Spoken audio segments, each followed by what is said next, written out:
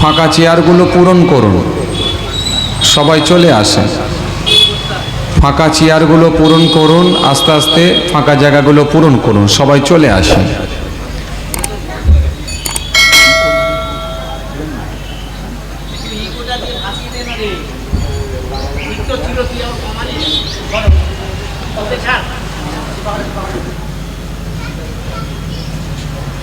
প্রতি বছরের ন্যায় এবছরও আলহামদুলিল্লাহ, এটা ইছানগরী না, এই ইছানগরী গ্রামে যুবক ভাইদের প্রচেষ্টায়, আপনাদের সকলের সহযোগিতায়, মহান আল্লাহ পাকের কৃপায় আল্লাহ করিয়ে নিয়েছেন ইসালে সোয়াবের মাহফিল, দোয়ার মাহফিল। আলহামদুলিল্লাহ, আল্লাহ রাজি থাকলে ইনশাআল্লাহ আগামীকাল ঈদ। এক মাস সিয়াম পালন করার পর, এক মাস রোজা রাখার পর আল্লাহ পাক খুশি হয়ে তার রোজাদার বান্দাদের জন্য আল্লাহ একটা আনন্দের দিন করেছেন, সেটা হলো ঈদ উল ফিতর। তো আলহামদুলিল্লাহ, দেখতে দেখতে কেটে গেল এক মাস। রহমতের মাস, মাগফিরাতের মাস, দোয়া কবুলের মাস, আত্মশুদ্ধির মাস, এরকম একটা পবিত্র মাস আমাদের সামনে দিয়ে অতিবাহিত হয়ে গেল। ঠিক আছে, জানি না এই মাস পেয়ে কোন ব্যক্তি আল্লাহর কাছে নিজের পাপ, নিজের গুনাহকে মাফ করিয়ে নিতে পারল। সেই ব্যক্তিটাই ভাগ্যবান যে এরকম পবিত্র মাসকে সামনে পেয়ে আল্লাহ পাকের দরবারে নিজের পবিত্র হতে পেরেছে এবং গুনাহকে মাফ করিয়ে নিতে পেরেছে, সেই ব্যক্তিটাই ভাগ্যবান।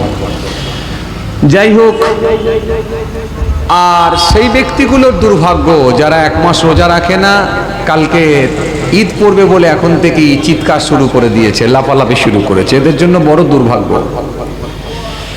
তো যাই হোক, অল্প সময় সংক্ষিপ্ত কিছু বয়ান করে আপনাদের খেদমত থেকে বিদায়। যারা আশেপাশে আছেন, ছড়িয়ে ছিটিয়ে আছেন, সময়টাকে অন্য দিকে অতিবাহিত না করে চলে আসেন, কিছু সময় আলোচনা করে।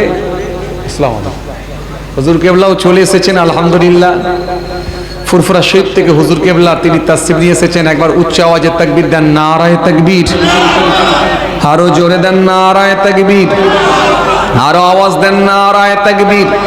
সিলসিলা মুজাদ্দিদুল জামান, আওলাদে মুজাদ্দিদুল জামান, হুজুর পীর কেবলা, পীর সাহেব হুজুর কেবলা, নারায়ে তাকবীর। মাশাআল্লাহ, মামাজান হুজুর কেবলা তিনিও তাসরিফ নিয়ে চলে এসেছেন। অল্প সময়ের মধ্যে তিনিও চলে আসবেন। খুব বেশি সময় নয়, আর খুব বেশি আলোচনা করার দরকার নাই, কারণ আগামীকাল ঈদ, আর এই রাতটা একটা আনন্দের রাত। আমরা অনেকেই বাড়িতে আনন্দ করে কাটাই, আবার কিছু মানুষ আমরা সময় থেকে অন্যদিকে ইনভেস্ট না করে আমরা একটু আল্লাহর সন্তুষ্টির জন্য দোয়ার মাহফিলের মধ্য দিয়ে সময়টাকে অতিবাহিত করি, এরকমই একটা নিয়ত। তো যাই হোক, খুব বেশি আলোচনা না, অল্প সময় দু একটি কথা বলেই আপনাদের খেদমত থেকে বিদায় নেব। হুজুর কেবলা আসবেন, আখিরি দোয়া করবেন। আউযু বিল্লাহি মিনাশ শাইতানির রাজীম।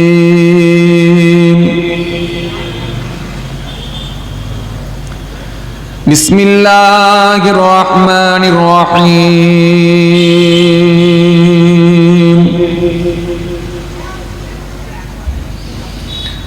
আলহামদুলিল্লাহ, আলহামদুলিল্লাহি নাহমাদুহু ওয়া নাস্তাঈনুহু ওয়া নাস্তাগফিরুহু ওয়া নু'মিনু বিহি ওয়া নাতাওয়াক্কালু আলাইহি ওয়া নাউযু বিল্লাহি মিন শুরুরি আনফুসিনা ওয়া মিন সাইয়্যাতি আ'মালিনা।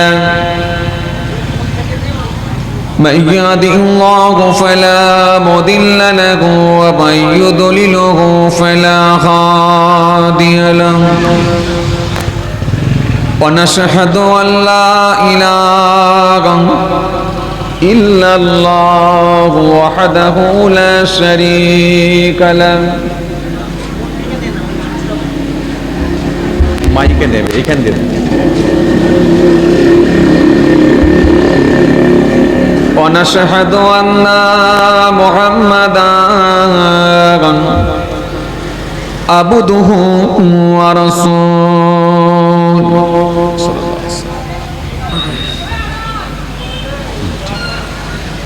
إن الله وملائكته يصلون على النبي يا أيها الذين آمنوا صلوا عليه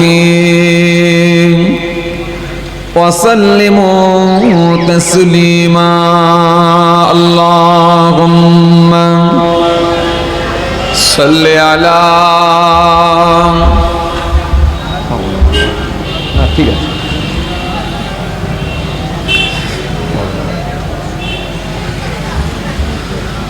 দরুদ শরীফ আল্লাহুম্মা সাল্লি আলা সাইয়্যিদিনা মাওলানা মুহাম্মদ ওয়া আলা আলি সাইয়্যিদিনা মাওলানা মুহাম্মদ। আরেকবার মহব্বতে পড়েন আল্লাহুম্মা সাল্লি আলা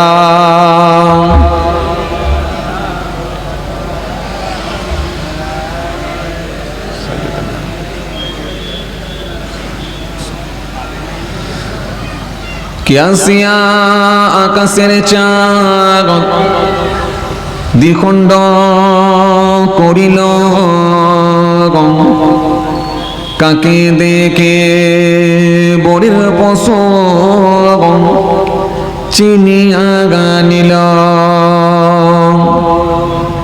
সে যে মদের নবী কামলি আলা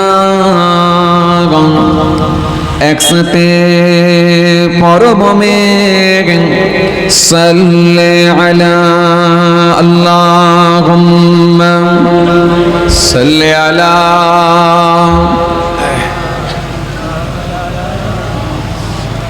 ওয়া আলা আলি সাইয়্যিদিনা।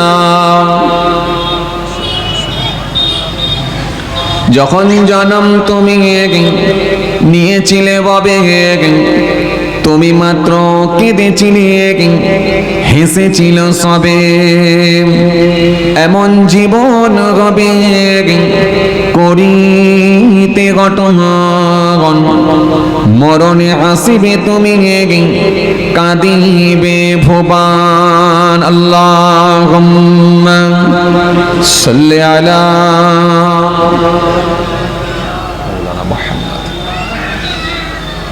وعلى آل سيدنا उनका दर चुमने का सिला मिल गया सरोटाया तो मुझको खुदा मिल गया आसियों का बड़ा मर्तबा मिल गया हस्र में दामने मुस्तफा मिल गया अल्लाहुम्मा सल्ली अला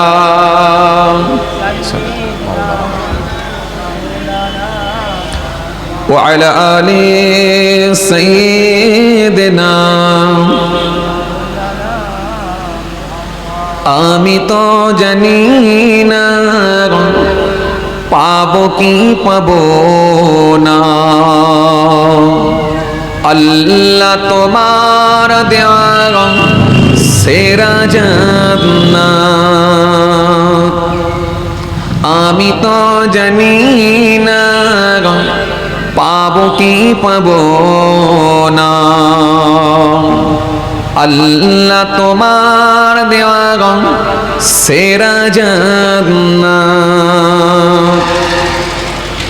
আমি সদ জানি নরকের গুণে সইতে পারব না কোনদিন রাত। আমি তো জানি না পাবো কি পাবো না। আল্লাহ তোমার দেওয়া সেরা জান্নাত। আল্লাহুম্মা সাইয়্যিদানা মাওলানা মুহাম্মদ ওয়া আলা আলি সাইয়্যিদানা মাওলানা মুহাম্মদ।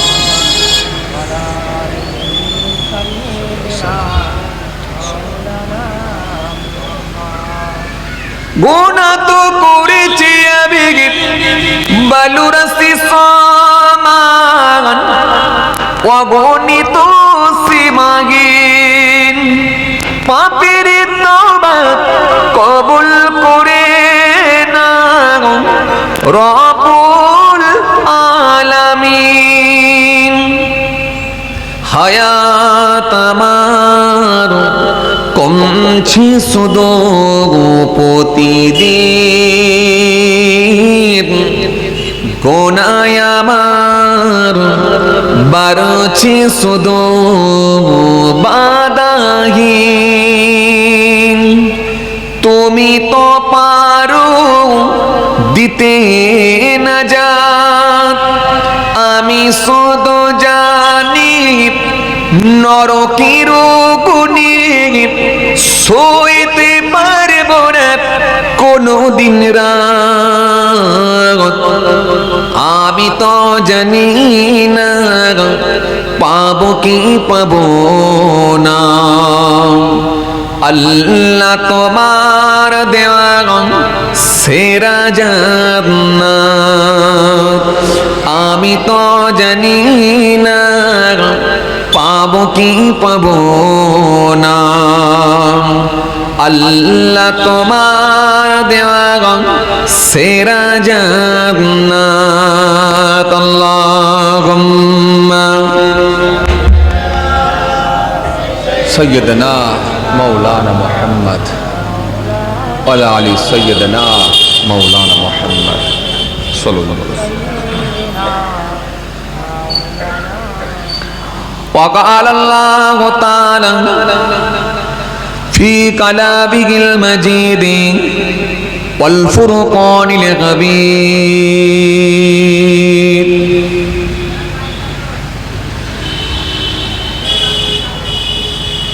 يا أيها الناس اعبدوا ربكم الذي خلقكم والذين من قبلكم لعلكم تتقون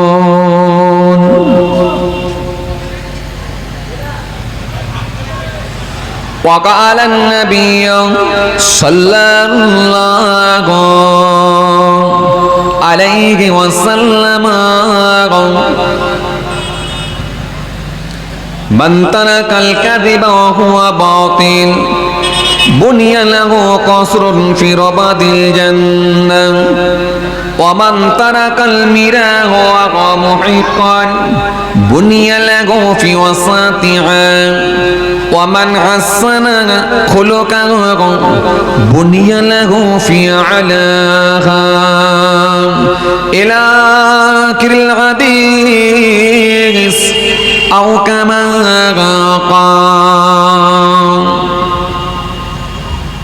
प्यारे हाज़िरान मजलिस, সদীয় দিনদার ইমানদার পরেজগার মুত্তাকি বয়োজ্যেষ্ঠ আল্লাহওয়ালা প্রবীণ মানুষেরা, আজকের মাহফিলে বসে থাকা নামাজি রোজাদার দিনদার খোদা ভীরু আল্লাহওয়ালা মানুষেরা, আজকের মাহফিলে বসে থাকা বয়োজ্যেষ্ঠ প্রবীণ মানুষেরা, আমার পিতৃতুল্য বাপেরা, আজকের মাহফিলে বসে থাকা আমাদের ঘরের সন্তানেরা, আমার ছোট ছোট ভাই বোনেরা, আজকের মাহফিলে বসে থাকা জ্ঞানীগুণী মানুষ, শিক্ষিত মানুষ, বুদ্ধিজীবী মানুষ, সোশ্যাল মানুষ, এডুকেটেড মানুষেরা, আজকের মাহফিলে বসে থাকা ব্যবসায়ী ভাইয়েরা, বিভিন্ন রকম কর্মের সঙ্গে সম্পৃক্ত, আজকের মাহফিলে বসে থাকা বিভিন্ন গ্রাম থেকে, বিভিন্ন পাড়া থেকে, দূর দূরান্ত থেকে আগত মেহমানগণেরা, সকলকে আমি আমার অন্তঃস্থল থেকে প্রথমেই ঈদের শুভেচ্ছা, ভালোবাসা, আন্তরিক মোবারকবাদ জানাই।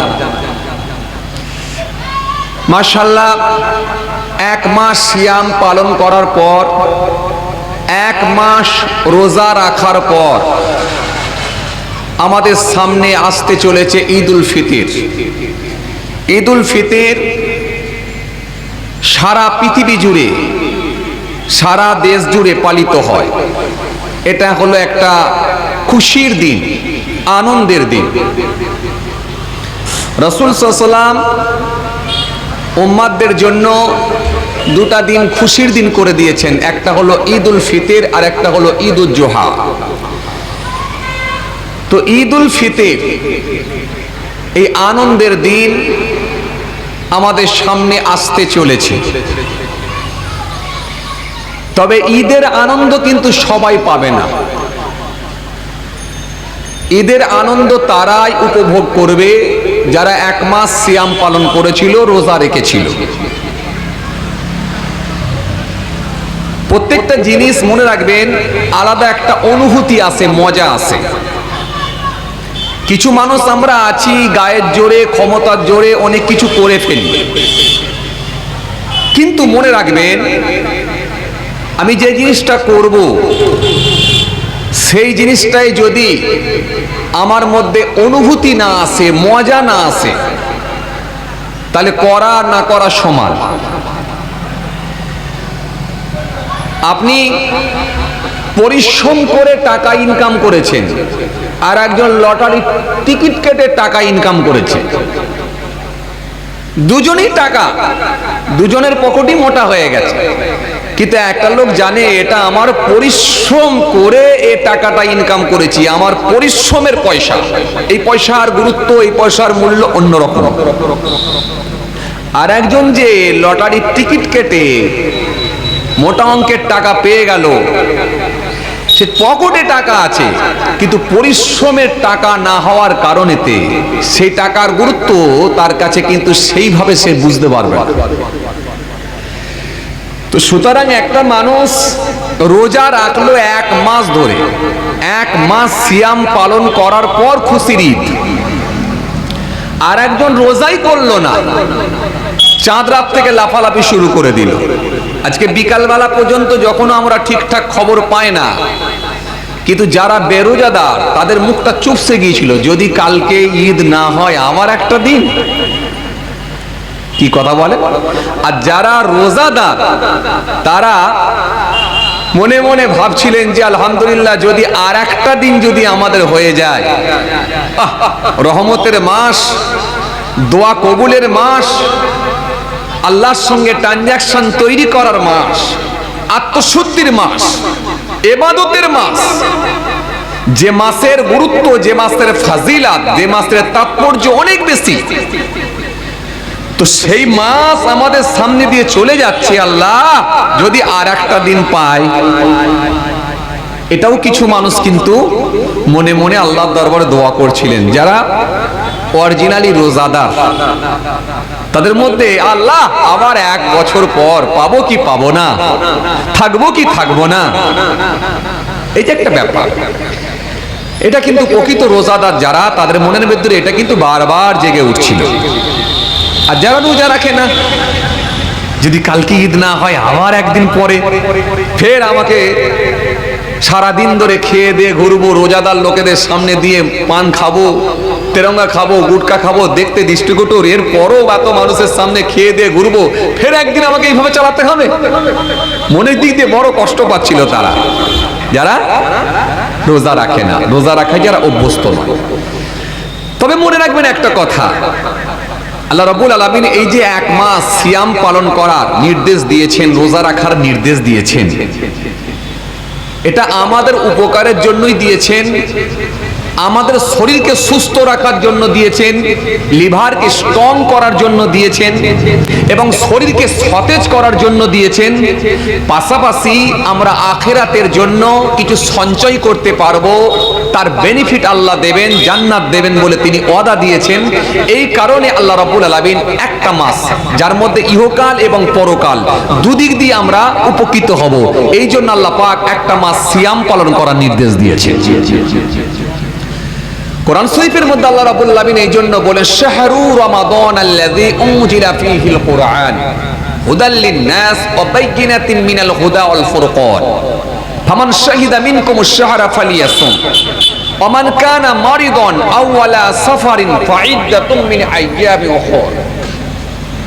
কোরআন শরীফের মধ্যে আল্লাহ রাব্বুল আলামিন আয়াত দিয়েছেন, সুন্দর করে আল্লাহ পাক জানালেন, কি বললেন? ইয়া আইয়ুহাল্লাযীনা আমানু কুতিবা আলাইকুমুস সিয়াম কামা কুতিবা আলাল্লাযীনা মিন ক্বাবলিকুম লাআল্লাকুম তাত্তাকুন।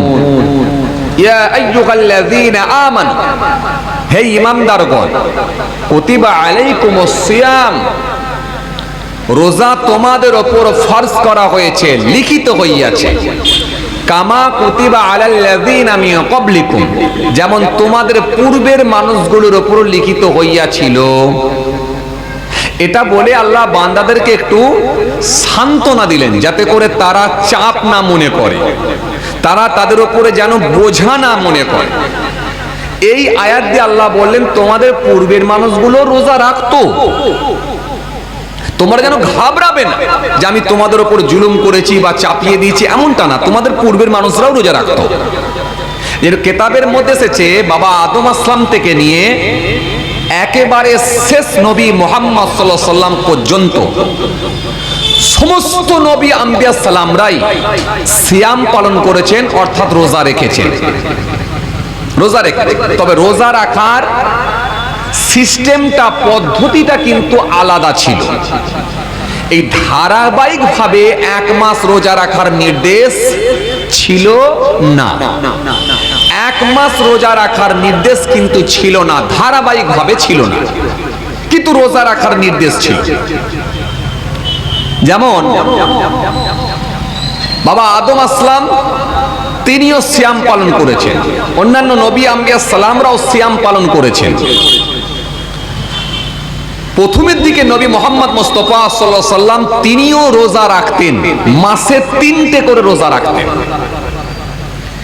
এই যে রোজা রাখার একটা সিস্টেম, এই যে রোজার একটা প্রচলন, এটা কিন্তু পূর্বে থেকে হয়ে আসছে। কিন্তু আল্লাহ রাব্বুল আলামিন ভালোবেসে নবী মুহাম্মদ সাল্লাল্লাহু আলাইহি ওয়াসাল্লামের উপরে আয়াত দিয়ে আল্লাহ পাক খুশি হয়ে গিয়ে তার হাবিবুল্লাহর উম্মতদের জন্য 30টা রোজা রাখার নির্দেশ দিয়েছেন। তবে এই যে 30টা রোজা রাখার নির্দেশ হয়েছে, এটা এক চান্সে কিন্তু হয় না, ধাপে ধাপে ধাপে ধাপে এসেছে। প্রথমত আল্লাহ রাব্বুল আলামিন তার হাবিবুল্লাহকে দিয়ে 3টে করে রোজা রাখাতেন, মাসে 3টে করে তিনি রোজা রাখতেন। সাহাবায়ে কেরামেরা দেখলেন নবী মুহাম্মদ সাল্লাল্লাহু আলাইহি ওয়াসাল্লাম তিনি রোজা রাখছেন। আল্লাহ নবী সাল্লাল্লাহু আলাইহি ওয়াসাল্লাম যখন মাসে 3টে করে রোজা রাখতে শুরু করেছেন, 3টে করে রোজা রাখছেন, সাহাবায়ে কেরামেরাও অনেকে নবীকে ভালোবেসে, নবীর সহচর অনুচর যিনারা ছিলেন, নবীকে ভালোবেসে রাসূলুল্লাহ রোজা রাখছে এই কথা মনে করে তেনারাও মাসে 3টে করে কেউ কেউ রোজা রাখা শুরু করলেন। এটা হলো প্রথম ধাপ। দ্বিতীয় ধাপে আল্লাহ রাব্বুল আলামিন ফের রোজা রাখার নির্দেশ দিয়েছেন। কেমন, কিভাবে রোজা রাখার সিস্টেম হলো? দ্বিতীয় ধাপে আপনারা বারে বারে ওয়াজে শুনেছেন, আশুরার রোজা যেটা রাখা হয়। আল্লাহ নবী সাল্লাল্লাহু আলাইহি ওয়াসাল্লাম যখন মক্কা শরীফ থেকে হিজরত করে মদিনা শরীফে গিয়েছিলেন, মদিনায় যাওয়ার পরে আল্লাহ নবী দেখতে পেলেন, সাহাবায়ে কেরামরা দেখতে পেলেন যে ইহুদিরা রোজা রাখছে, আশুরার রোজা তারাও পালন করছে, অর্থাৎ আশুরার রোজা তারা রাখছে। হে তরুণিয়া নওজওয়ান জামাকেরা, ইয়া মাই মুরব্বিয়ানেরা বাবা রাসূল রেখে দিন আল্লাহ নবী সেই সময় বলেছিলেন তোমরা রোজা রাখো ব্যাপারটা কি ইহুদিরা সেই সময় বলেছিল আমরা রোজা রাখার পেছনে একটা কারণ এটা হলো আশুরা রোজা এই দিনে অনেক অলৌকিক ঘটনা ঘটেছে আর আমাদের নবী হযরতে মুসা কালিমুল্লাহ তিনি যখন দরিয়া পার হয়েছিলেন ফেরাউন বাহিনী যখন তিনাকে ধাওয়া করেছিল হযরতে মুসা কালিমুল্লাহ সঙ্গী সাথীদেরকে নিয়ে দরিয়া পার হয়ে গিয়েছিলেন ফেরাউনের হাত থেকে ফেরাউনের কবল থেকে রক্ষা পেয়েছিলেন সেটাও ছিল কিন্তু এই মুহররমের 10 তারিখ এই জন্য আমরা মুসা আসলামকে ভালোবেসে আর আল্লাহর কৃতজ্ঞতা যাপন করার জন্য প্রতি বছরই আমরা আশুরা রোজা রাখি তারা যখন এই কথাটা বলে দিয়েছে আল্লাহ নবী সেই সময় বলেছিলেন ওই ইহুদিরা শরীরকে নাও মুসা নবীকে ভালোবেসে তোমরা যদি রোজা রেখে থাকো মুসা নবীর সঙ্গে সম্পর্ক আমাদের বেশি আমি রাসূলুল্লাহর সঙ্গে মুসা নবীর সম্পর্ক অনেক বেশি এই জন্য আমি রাসূলুল্লাহ বলি আয় আমার সাহাবীরা তোমরা আশুরার দিনে রোজা রাখো সাহাবায়ে কিরামেরা বলেছিলেন ও আল্লাহ নবী এই আশুরার দিনে যে রোজা রাখবো ও আল্লাহ নবী এই দিনে রোজা রাখবো তো একটা রাখবো না দুটো রাখবো না তিনটে রাখবো আল্লাহ নবী বললেন শোনো ইহুদিরা তো একটা রাখে কিন্তু আমরা আল্লাহর সন্তুষ্টির জন্য রাখবো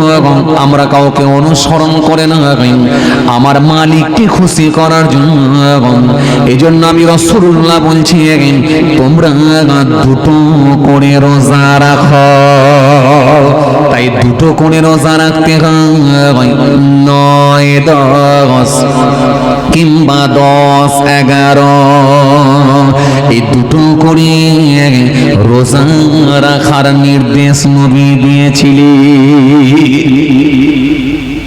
নবী সাল্লাল্লাহু আলাইহি ওয়াসাল্লাম সেই সময় বলেছিলেন আগামী বছরে যদি আমি হায়াতে থাকি আমিও দুটো রোজা রাখবো আমিও দুটো সিয়াম পালন করব আমিও দুটো রোজা রাখবো তার আগে পর্যন্ত তিনি কিন্তু একটা করে রোজা রাখতেন মুহাদ্দিসিন কেরাম গণের মতে রাসূল করিম সাল্লাল্লাহু আলাইহি ওয়াসাল্লাম পরের বছরে আর তিনি হায়াতে ছিলেন না অর্থাৎ পরের বছরে তিনি দুটো রোজা রাখার সুযোগ আর পাননি তাই যেহেতু তিনি দুটো রোজা রাখার ইচ্ছা পোষণ করেছিলেন তাই উম্মতে মুহাম্মাদীদেরকে দুটো করে রোজা রাখার নির্দেশ দেওয়া হলো এটা হলো দ্বিতীয় ধাপ এটা হলো রোজা রাখার সিস্টেম দ্বিতীয় 2 নাম্বার দ্বিতীয় ধাপ ঠিক প্রথমে এক ধাপ হলো দ্বিতীয় আর এক ধাপ এইভাবে আস্তে আস্তে রোজাটা কিন্তু ফার্জ হয়েছে এটা হলো দ্বিতীয় ধাপ এই ওয়াজ তো আপনাদের জানা খালি একটু বোঝানোর জন্য বললাম এটা হলো দ্বিতীয় ধাপ তৃতীয় নম্বরে আমরা আল্লাহ পাক কোরআনে কারীমের মধ্যে সুন্দর করে ঘোষণা দিলেন সুন্দর করে আমার আল্লাহ জানিয়েছেন সুন্দর করে আবার আল্লাহ ঘোষণা দিয়েছেন সুন্দর করে আমার আল্লাহ কোরআনের মধ্যে বলেছেন তোমরা যখন রোজার মাস পাবে তোমরা সিয়াম পালন করবে তবে মনে রেখে দিও এর মধ্যে উপকারটা অনেক বেশি আল্লাহ পাক রব্বুল আলামিন কোরআনের আয়াত দিয়ে ঘোষণা দিলেন দিয়ে বললেন তোমরা সিয়াম পালন করবে কিন্তু মনে রেখো এর মধ্যে উপকারটাই বেশি যখন এই আয়াতখানাকে আল্লাহ পাক রব্বুল আলামিন দিয়ে দিয়েছেন কিছু মানুষ তারা রোজা রাখলো আর কিছু মানুষ রোজা রাখলো না যেহেতু তখন পর্যন্ত রোজা ফরজ হয়নি তাই কিছু মানুষ রোজা রাখতে শুরু করলো আর কিছু মানুষ রোজা করলো না এই সিস্টেমটা কিন্তু চালু থাকলো তবে বাবাজি আমার ভাইরা এই সিস্টেম এই প্রথা কিন্তু চালু রইলো কিন্তু রোজা সবাই রাখলো না কিছু মানুষ রাখলো আর কিছু মানুষ করলো না। রোজা কিছু মানুষ করলো, কিছু মানুষ কিন্তু রোজা কিন্তু করলো না। তৃতীয় নম্বরে আল্লাহ রাব্বুল আলামিন আবার কোরআন শরীফের মধ্যে জানিয়ে দিলেন, কি বললেন?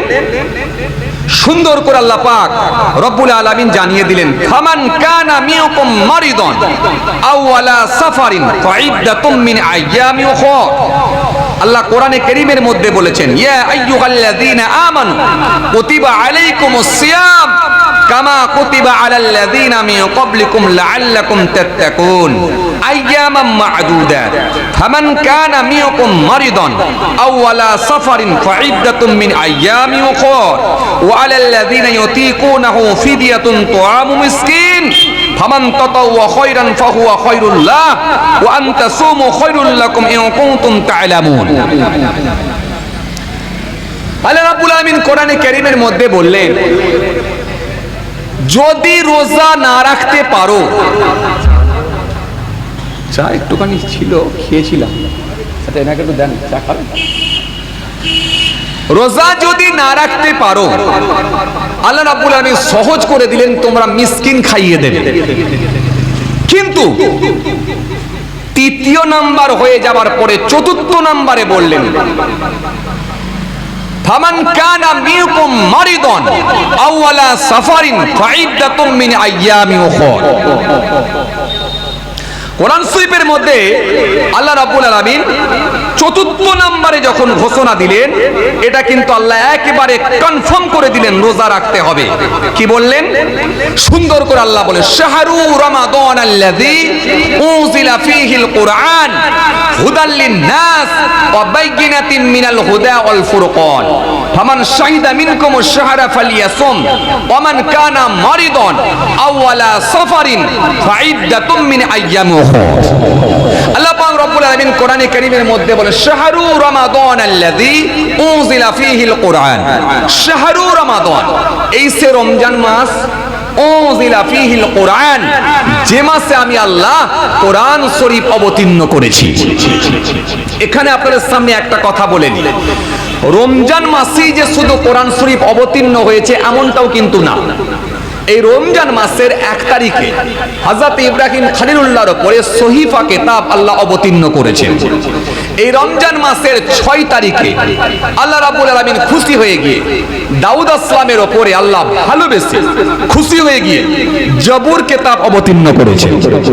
এই রমজান মাসের 12 তারিখে আল্লাহ পাক খুশি হয়ে গিয়ে মুসা কালিমুল্লাহর উপরে তাওরাত কিতাব অবতীর্ণ করেছেন।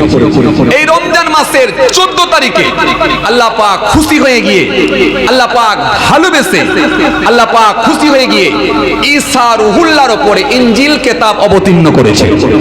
আর এই রমজান মাসের 24 তারিখে আল্লাহ পাক ভালোবেসে খুশি হয়ে গিয়ে লৌহে মাহফুজ থেকে প্রথম আসমানে আল্লাহ কোরআন শরীফ অবতীর্ণ করেছেন।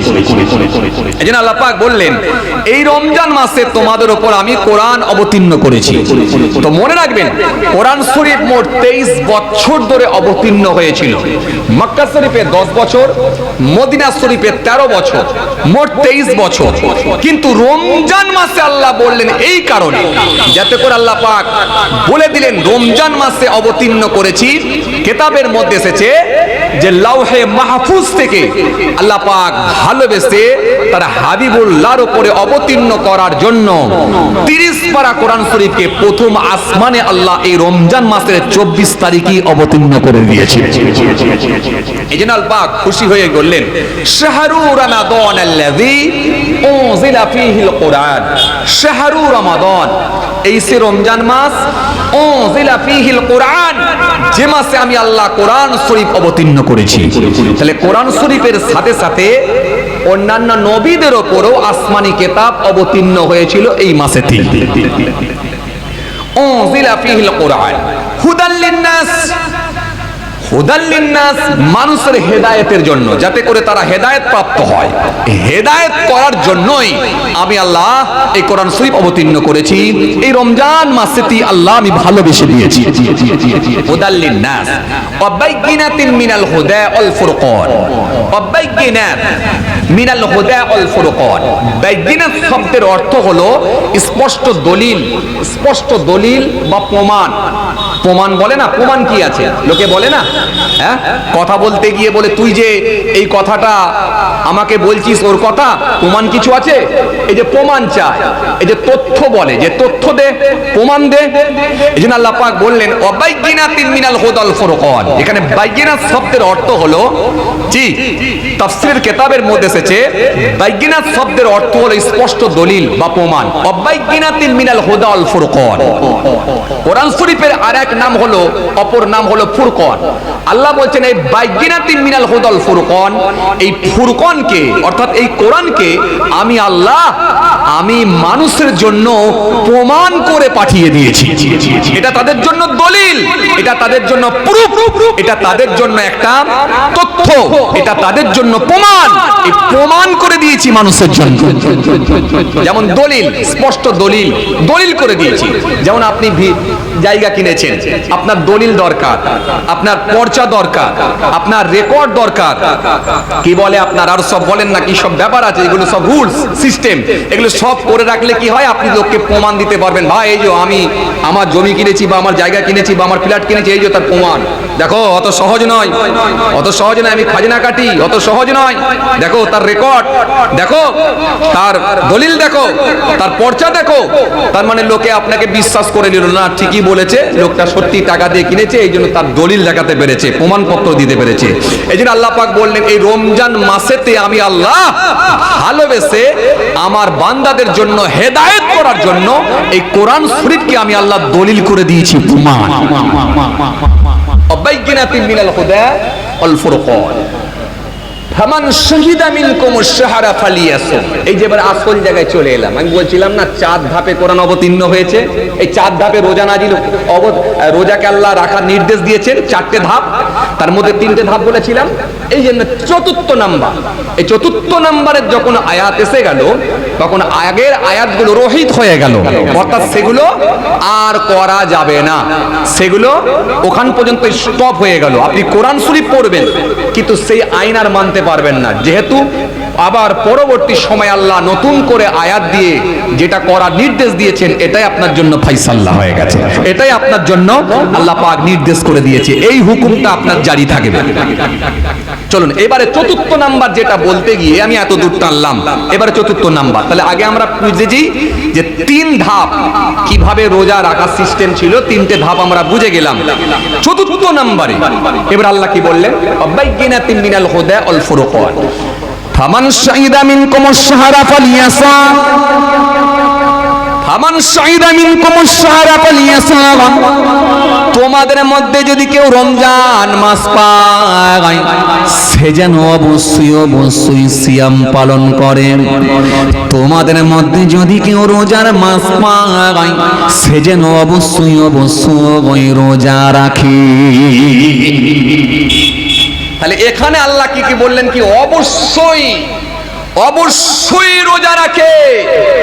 এই যে অবশ্যই বললেন না, তার মানে আমাদের জন্য ফার্জ হয়ে গেল, আর ছাড়ার কোনো রাজি, ছাড়ার কোনো লাইন, ছাড়ার কোনো সুযোগ না। তোমাদের মধ্যে যদি কেউ রমজান মাস পায় সে যেন অবশ্যই রোজা রাখে। ফামান কানা মিনকুম মারিদান আও আলা সাফারিন ফাইদ্দাতুম মিন আইয়ামিন উখরা। তাহলে এখানে আল্লাহ পাক রব্বুল আলামিন যদি কি বললেন, ফামান শাহিদা মিনকুমুশ শাহরা ফালিয়াসুম। তোমাদের মধ্যে কেউ যদি রমজান মাস পায় সে যেন অবশ্যই রোজা রাখে। এই অবশ্যই রোজা রাখবে এখানে কিতাবের মধ্যে এসেছে 5 প্রকারের, 5 শ্রেণীর লোকের কথা বলা হয়েছে। যেমন একটা শ্রেণীর কারা, যেমন মনে রাখবেন কোন অসুস্থ ব্যক্তি দীর্ঘদিন ধরে হসপিটালে ছিল বা নার্সিং হোমে ছিল, ঠিক রোজার মাস আসার পূর্বেই মানুষটা সুস্থ হয়ে গেছে, মানুষটা হসপিটাল থেকে ছুটি পেয়ে গেছে বা মানুষটা সুস্থ আছে, এখন তার শরীর সতেজ, রোজার মাস পেয়ে গেছে, রোজা রাখবে। যদি কোনো নাবালক সে সাবালকে পদার্পণ করে, অর্থাৎ সে সাবালকে পদার্পণ করেছে, সেই ছেলেটি এবার রোজার মাস পেয়ে গেছে, সে কিন্তু রোজা রাখবে। যদি কোনো মহিলা হায়েজ নেফাস থেকে পবিত্র হয়ে যায়, রোজার মাস পেয়ে গেছে, রোজা রাখবে।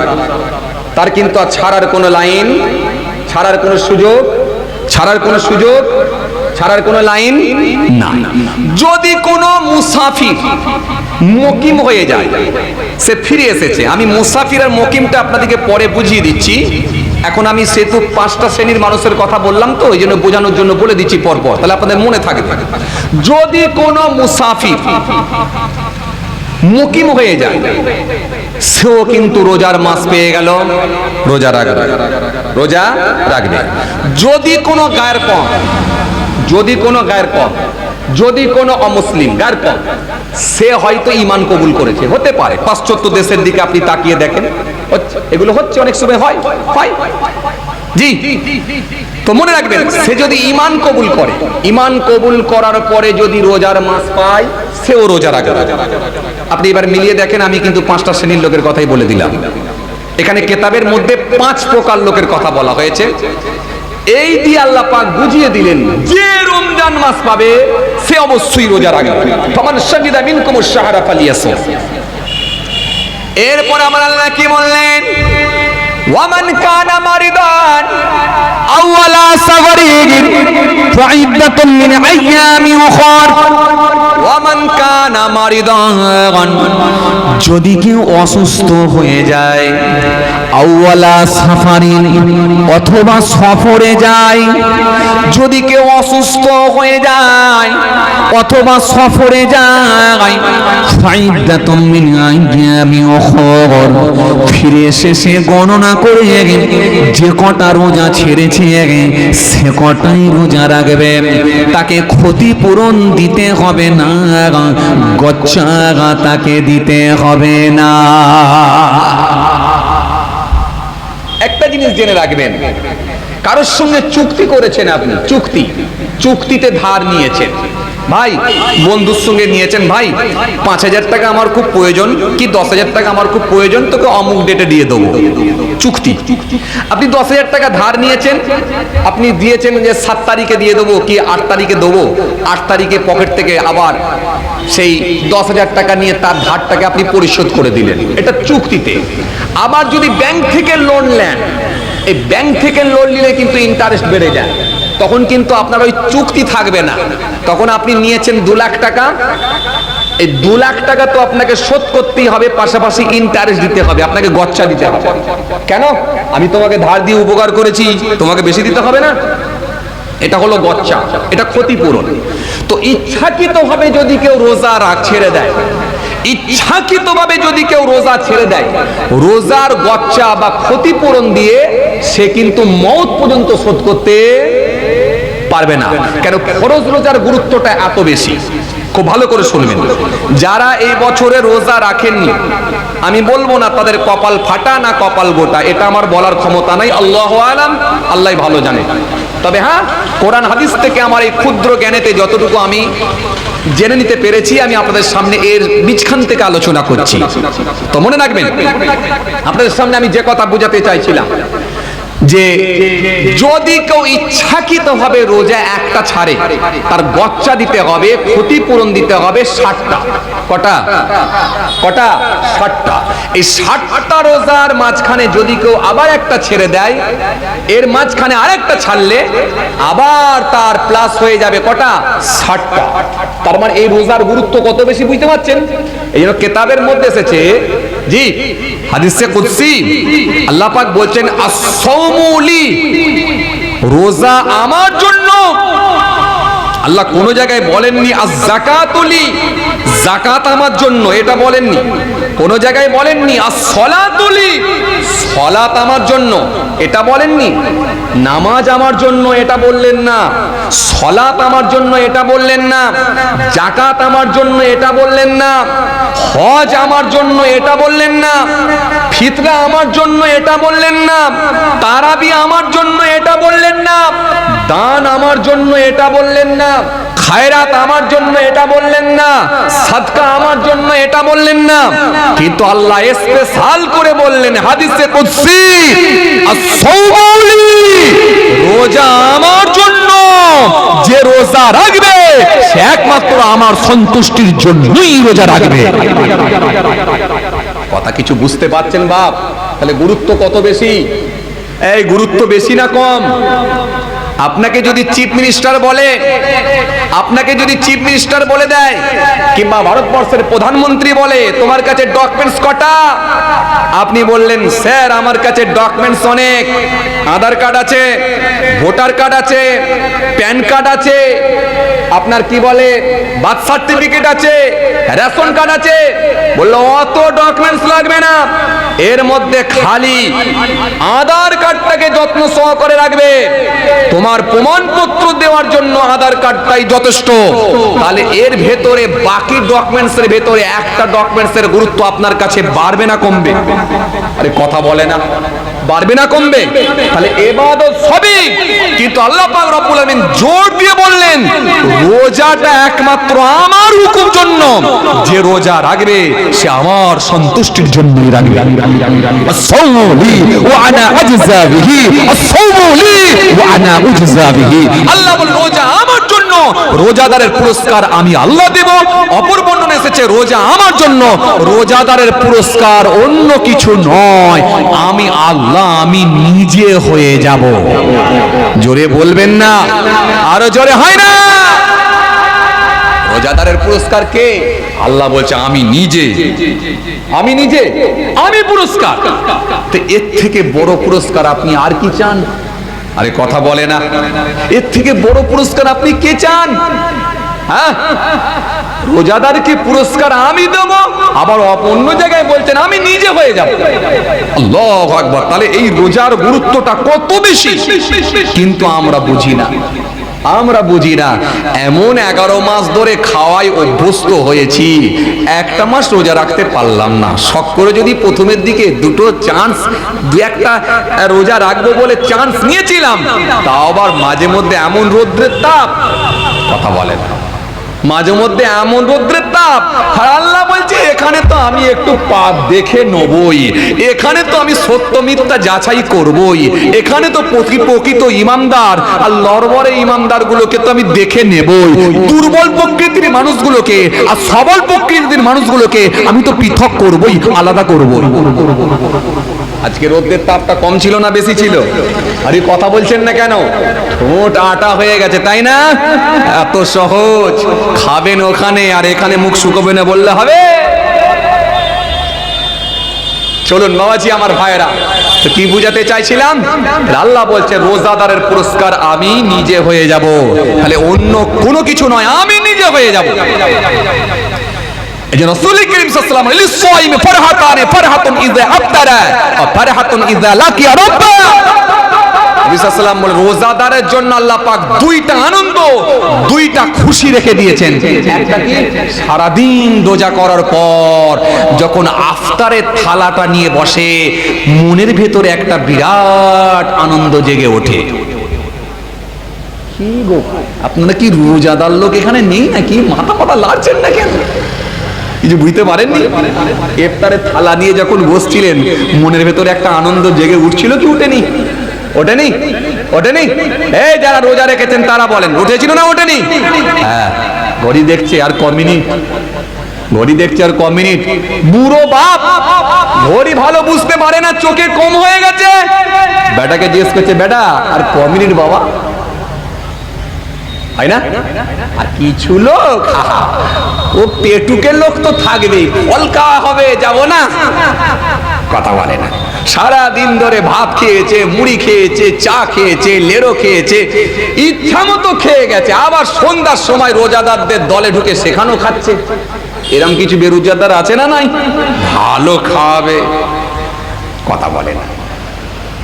না, রোজার গুরুত্ব অনেক বেশি।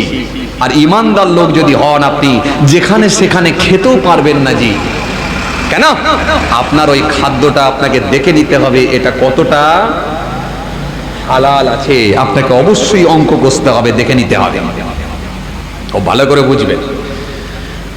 রাসূল কি বললেন? দুইটা আনন্দ, একটা আনন্দ কি? একটা আনন্দ হলো সারাদিন রোজা রাখার পর আফতারির থালা নিয়ে যখন বসে মনের ভিতরে একটা আনন্দের বাতাবরণ তৈরি হয়।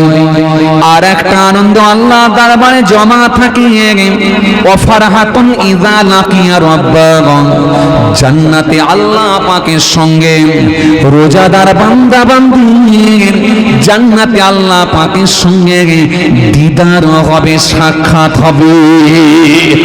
আরো যদি বলেন, আরো যদি বলেন, এজন্য নবী বললেন রোজাদারের জন্য আমার আল্লাহ দুইটা আনন্দ রেখে দিয়েছেন। একটা আনন্দ দুনিয়ার জমিনে যখন আফতারের থালা নিয়ে বসে ওই সময় মনের ভেতরে একটা আনন্দের বাতাবরণ তৈরি হয়ে যায়। এবারে খাবো, এবারে খাবো, এবারে খাবো, এবারে খাবো।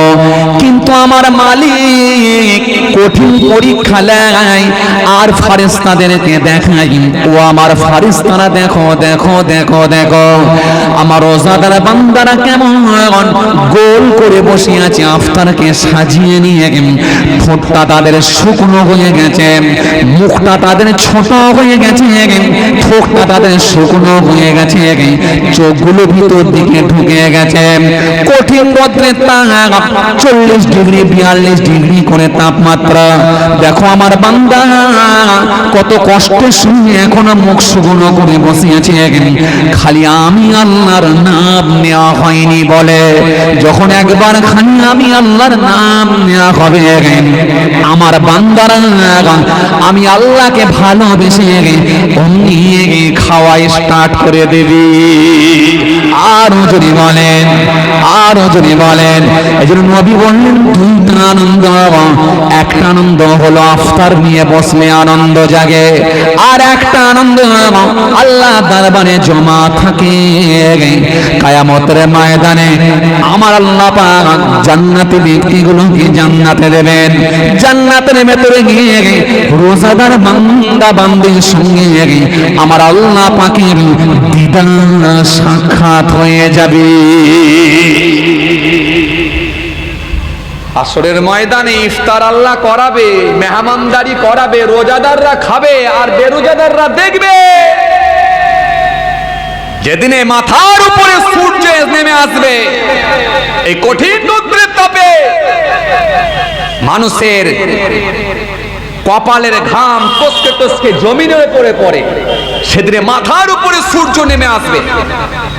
ঠিক একটা বল্লামের ফলা, এই যে ফলাটা যতটা ডিস্টেন্স ওই বাঁশ থেকে যতটা ডিস্টেন্স বল্লামের ফলা ততটা দূরে মাথার উপরে নেমে আসবে সূর্য। আপনারা বারে বারে ওয়াজ শুনেছেন, ওই ঘামেতে কারোর হাঁটু, কারোর কোমর, কারোর বুক, কারোর মাথা পর্যন্ত কেউ ঘামেতে সাঁতার দিতে থাকবে। এই ওয়াজ আপনারা বারে বারে শুনেছেন, কিয়ামতের ওয়াজ। সেদিন আল্লাহ রোজাদার দিগকে আরশের ছায়া দেবেন, আর কিয়ামতের ময়দানে আল্লাহ পাক আরশের ছায়া দিয়ে মেহমানদারি করাবেন। খাও বান্দা। এমনি নাকি পরীক্ষা আল্লাহ নেবে না? এমনি। এবার আপনি যদি বলেন ভাইজান এত কঠিন কাজ, এত কষ্টের কাজ কেনই বা আল্লাহ দিলেন? আল্লাহ তো এটা আমাদের জন্য নাও দিতে পারেন। যদি আপনি এবারে স্বাস্থ্য বিজ্ঞানের দিকে যদি একটু খেয়াল করে দেখেন, রোজা আল্লাহ রাখার নির্দেশ দিয়েছেন, এতে শরীরের কোনো ক্ষতি করতে আল্লাহ দেন না, বরং 11 মাস ধরে যত আপনি নানা রকম খাবার শরীরের মধ্যে দিয়েছেন, আপনার শরীরে যে ক্ষতিটা হয়েছে ওই ক্ষতিটাকে আমার আল্লাহ পূরণ করার জন্য এবং শরীরটাকে সতেজ করার জন্য এবং লিভারটাকে স্ট্রং করে দেওয়ার জন্য, ও বাবাজি আমার ভাইরা, আল্লাহ পাক রব্বুল আলামিন রোজা রাখার নির্দেশ দিয়েছে।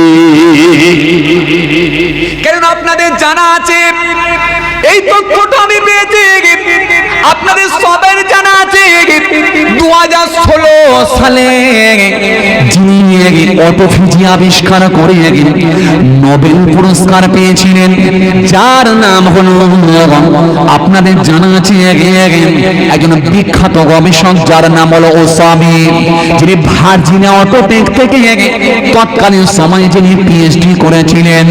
শুধু রোজা যে আমরা রাখি এমনটা নয়, এমনটা নয়, আমার হিন্দু ভাইরাও না খেয়ে থাকে, তাদের না খেয়ে থাকাটাকে তারা বলে উপবাস। মুসলমানেরা না খেয়ে থাকে, তাদের না খেয়ে থাকাটাকে তারা বলে সিয়াম, তারা বলে রোজা। আর খ্রিস্টান ভাইরা না খেয়ে থাকে, বৌদ্ধ ভাইরা না খেয়ে থাকে, তারা সেটাকে বলে, এই খ্রিস্টান ভাইরা না খেয়ে থাকলে তারা সেটাকে বলে ফাস্টিং। বিপ্লবীরা না খেয়ে থাকলে তারা না খেয়ে থাকে, তারা সেটাকে বলে অনশন। আর বিজ্ঞানী এত বড় ও স্বামী তিনি বলেছিলেন, আমিও না খেয়ে থাকি, আমি না খেয়ে থাকাটাকে বলি অটোফেজি। স্যারকে জিজ্ঞাসা করো, স্যার এক্সকিউজ মি, দয়া করে শুনবেন স্যার, প্লিজ আপনি একটু বলুন স্যার, আপনি না খেয়ে থাকেন অটোফেজি করেন, এটা তো আমরা বুঝতে পারছি না, আপনি ব্যাপারটা একটু খুলে বলেন। স্যার সেই সময় বিস্ময়কর একটা তথ্য তুলে ধরেছিলেন। শোনো শোনো, অটো শব্দটা এসেছে, অটো শব্দটা হলো গ্রিক শব্দ, আর ফেজিন শব্দের অর্থ হলো খেয়ে ফেলা। এটা গ্রিক শব্দ, নিজেকে নিজে খেয়ে ফেলা, ভক্ষণ করে নেওয়া। কারণ আমার গবেষণায় ধরা পড়েছে শরীরে কিছু অতিরিক্ত খাওয়ার জন্য কিছু ক্ষতিকারক কোষ তৈরি হয়, আর এই কোষগুলো শরীরের পক্ষে বড় ক্ষতিকারক। যদি এক মাস মুসলমানেরা রোজা করে, আর আমিও অটোফেজি করি ওই মাসে, তবে আমি রোজা বলি না, অনশন বলি না, ফাস্টিং বলি না, না খেয়ে থাকাটাকে আমি অটোফেজি বলি। আমি অটোফেজি করি এই কারণে, শরীরের ক্ষতিকারক কোষগুলো খেয়ে, শরীরের সতেজ কোষগুলো খেয়ে নেয়, নিষ্ক্রিয় কোষগুলোকে খেয়ে নেয়। এমনকি ক্যান্সারের হাত থেকেও মুক্তি পাওয়া যায়। যখন তিনি এই তথ্য দিয়ে বুঝিয়ে দিয়েছিলেন, 2016 সালে তিনি নোবেল পুরস্কার পেয়েছিলেন, যার নাম হলো বিজ্ঞানী ওসামি। তিনি তৎকালীন সময়ে ভার্জিনিয়া অটোটেক থেকে যিনি পিএইচডি করেছিলেন, তিনি বলছেন আমি রোজা রাখি শরীরের উপকারের জন্য। আর মুসলমানেরা ফাস্টিং বোঝে না, মুসলমানেরা অটোফেজি বোঝে না, মুসলমানেরা অটোফেজি বোঝে না, মুসলমানেরা ফাস্টিং বোঝে না, অনশন বোঝে না, অটোফেজি বোঝে না, উপবাস বোঝে না। তারা একটাই বোঝে, 1500 বছর আগে তাদের নবী হাবিবুল্লাহ তিনি জানিয়ে দিয়েছেন 1 মাস করে রোজা রাখো। তাই আমরা কিছু না বুঝে আমরা ইমানদাররা 1 মাস ধরে সিয়াম পালন করি, রোজা রাখি। কথা কিছু বুঝতে পারছেন বাবাজি? আমি যে তথ্যটা দিলাম, সোশ্যাল মিডিয়া দেখা মানুষ যারা আছেন সোশ্যাল মিডিয়ায় পেয়ে যাবেন। সোশ্যাল মিডিয়ায় ছড়াছড়ি করছে, সোশ্যাল মিডিয়ায় ঘুরছে, যে কোনো কমিউনিটির মানুষ সোশ্যাল মিডিয়া ঘাটলে আপনি পেয়ে যাবেন। আমি যে তথ্যটা আপনার সামনে দিলাম, তাহলে রোজা আল্লাহ 1 মাস রাখার নির্দেশ দিয়েছেন, দিয়ে আপনার শরীরের ক্ষতি করতে দেননি, বরং আপনার শরীরটাকে পুনরায় ফের আবার 1 বছর অর্থাৎ 11 মাস খাওয়ার জন্য শরীরকে আল্লাহ সতেজ করে দেন। আপনি একটা তথ্য আমাকে দেখান যে রোজা রাখতে গিয়ে কেউ মারা গেছে। আপনি একটা তথ্য আমাকে দেখান রোজা রাখতে গিয়ে কেউ মরেছে, বরং যত বেটা মরেছে খেয়েই মরেছে। আরে কথা বলে না, অতিরিক্ত গুটকা খেয়ে গালে ক্যান্সার হয়ে মরেছে, কেউ আপনার মেডিকেল জুসের মতো আপনার কি বলে মদ পান করে লিভার ক্যান্সার হয়ে মরেছে। যত বেটা মরেছে খেয়েই মরেছে, কিন্তু রোজা রেখে মরে গেছে, রোজা রাখার জন্য মরেছে, এমন তথ্য আপনি দেখাতে পারবেন না। যদি রোজা রাখার জন্য মরে যেত, তাহলে আমাদের বাড়ির বাচ্চাগুলো 8 বছর 10 বছরের ছেলেও রোজা রেখে দেখিয়ে দেয়। কথা ঠিক কিনা বলুন বলেন? 10 বছরের ছেলে রোজা রাখছে, 38 বছরের বাপকে বলছে আব্বা আমি রোজা রেখেছি। কথা বলে না। আর বাপ একটা বিড়ির টান দিয়ে বলে বেটা কষ্ট হয়নি তো? কথা বলছেন না কেন? ও বাপ জানতে পারলো না যে আমাকে কি শেখাতে চাইলো ছেলে। ও ছেলে ওকে শেখাতে চাইছে আব্বা আমি রোজা রেখেছি, তার মানে ওকে জানিয়ে দিতে চাইছে যে আমি রোজা রাখতে পারি, কিন্তু তুমি সারা দিন ধরে খেতে পারো রোজা রাখতে পারো না, তোমার দ্বারাই হচ্ছে না। কিন্তু সেটাকে সে গ্রহণ করতে পারলো না। সে একটা বিড়ির টান দিয়ে নাক মুখ দিয়ে ধোঁয়া বের করে দিয়ে বলছে বেটা কষ্ট হয়নি তো? কথা বুঝতে পারছেন?